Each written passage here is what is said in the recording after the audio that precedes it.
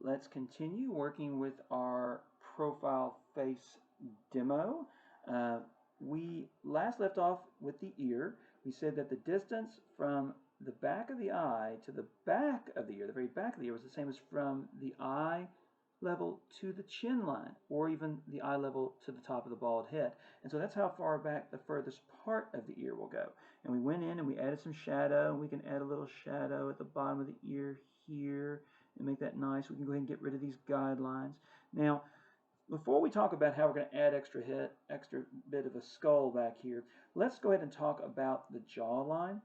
The jawline, remember, it comes down from the ears. So when we're drawing a jawline, it's going to come down from the ears, and most jawlines are not going to be that strong. Now, sometimes our chin is going to work out just so perfect where it works right into that jawline. Again, it comes down from the ears and down here. But don't make this line really hard, because it's more of an implied line, because there's a whole neck that goes in underneath here. So you only want to suggest this jawline most of the time, even on the most chiseled of features, because what's going to happen here is that this chin bone is going to meet a little bit of the neck. There's going to be a little bit of skin under here. Now, some people have more skin and some people have less skin, but there's going to be a little bit of skin that comes back like so.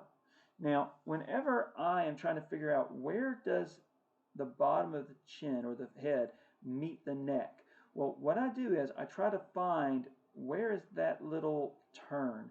I take my pencil and I put my pencil right at that turn, and I go right up the face and say, okay, compared to my features, where is that turn?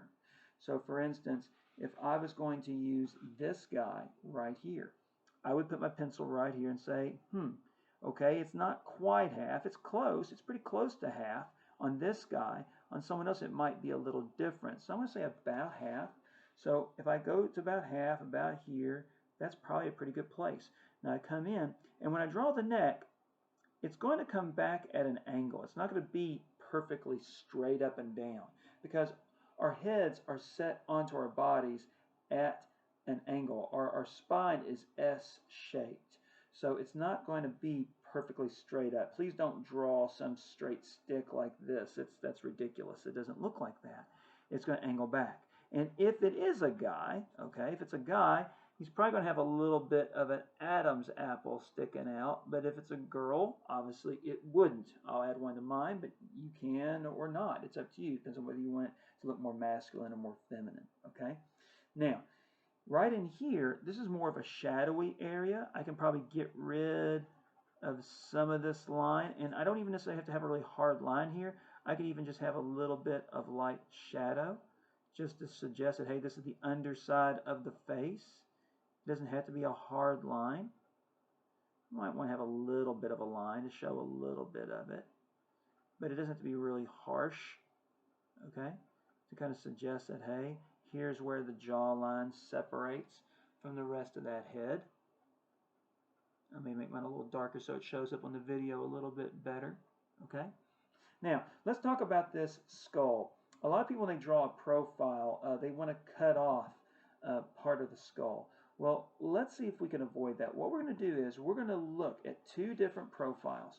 The way we figure out how much more to add on, we take our pencil and we sight the distance from the back of the ear to the back of the hair.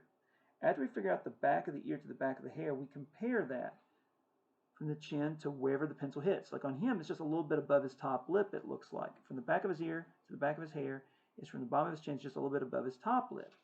If we look at this guy right down here, and we measure the distance, he's got a little more hair, I think. He's a little thicker. If we go from the back of his ear to the back of his hair, and compare it from his chin, it goes up to in between his nose and his lips. It's a little higher because he has more hair.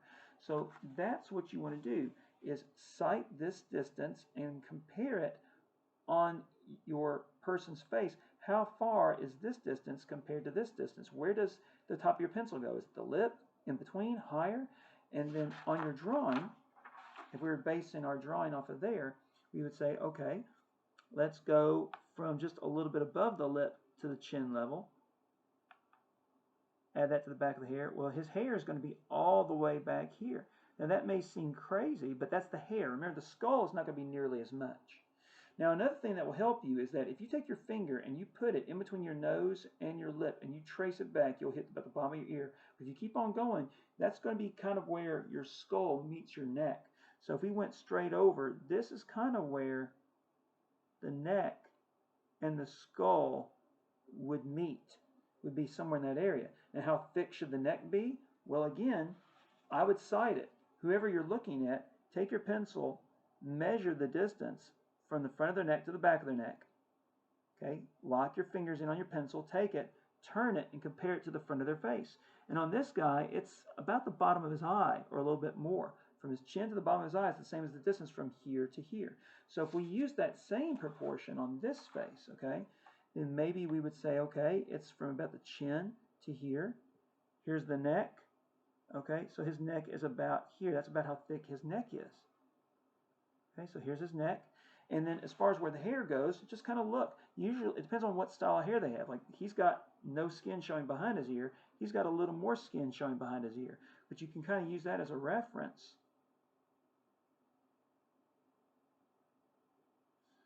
And then we already know that the hair is going to be kind of off here, like so. Now, when we're working with hair, you know, we know that the hair always comes in toward the temple. It doesn't just stay on that outside edge. Remember how we talked a little bit about how some people go too far out and make it look like Benjamin Franklin? Well, the hair always goes in toward the temple. It doesn't stay way out here. So what we're going to do is we're going to draw that hair kind of going in toward the temple. Whether it's a guy or a girl, the hair goes in toward the temple. Just sometimes if they have long hair, you won't see it at all. Okay? Now, hair is always going to add height. You would sight the hair, like as far as how much forehead do you see? You would do it the same way that we did the frontal face. We sighted the distance from the eye level to where the hair came down the person's forehead. We went down to the chin. We said, oh, okay, it's in a little bit of the bottom lip. Okay, so then that's what I need to do in my drawing. Well, if that was the case, that's what we do. But here, we have two heights. We have where the hair is the lowest and where the hair is the highest. So what we would do is we would sight the distance from the middle of their eye to where their hair meets their forehead, and then compare that distance from their chin and see where the pencil tip hits, just a little bit underneath their nose. So if we take our pencil and go just a little bit underneath the nose, and go to the middle of the eye, okay, so his hair joins his forehead about here. Well, how high is the hair going to go up here? Well, again, we take our pencil to the highest point of the hair, we put our fingers and we pinch the pencil off right about the middle of the eye, take it down here to where the chin is, and we'll see that it's from the chin to, half or more of the nostril hole cover. So if we go to our drawing, we go to half or more of the nostril hole cover to the chin, that's going to be the same distance as from here to the high point of his hair. So his hair is going to go up to here. And then after that, as far as how do we know how high the hair is? Well, this picture cuts off. This one we see the whole face. He's got probably a little more hair than this guy does. So we're probably going to have to make a few little alterations, a few little changes in here.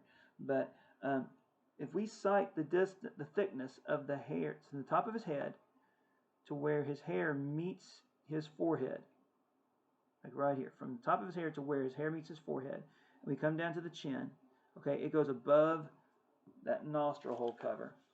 So we go above the nostril hole cover, and for him, you know, the hair was pretty far up. It's always going to add, hair's always going to add some thickness to the top of that bald head depending on who it is that you're drawing.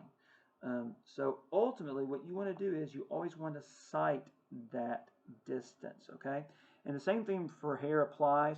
You know, if it's short, it's going to curve back. You always will look for sections or chunks of hair. You want the hair to look kind of natural.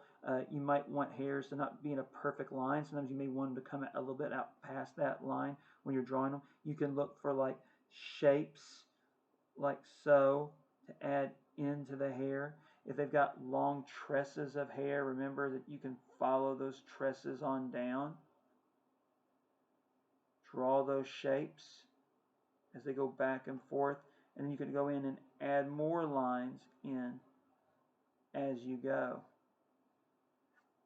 I won't go into a lot of detail for hair on a profile portrait because we covered so much of that when we did the frontal portrait. I guess the last couple things I'll talk about is maybe the body, maybe possibly the glasses. So when we come back, we'll talk about those things and wrap up our profile portrait demonstration.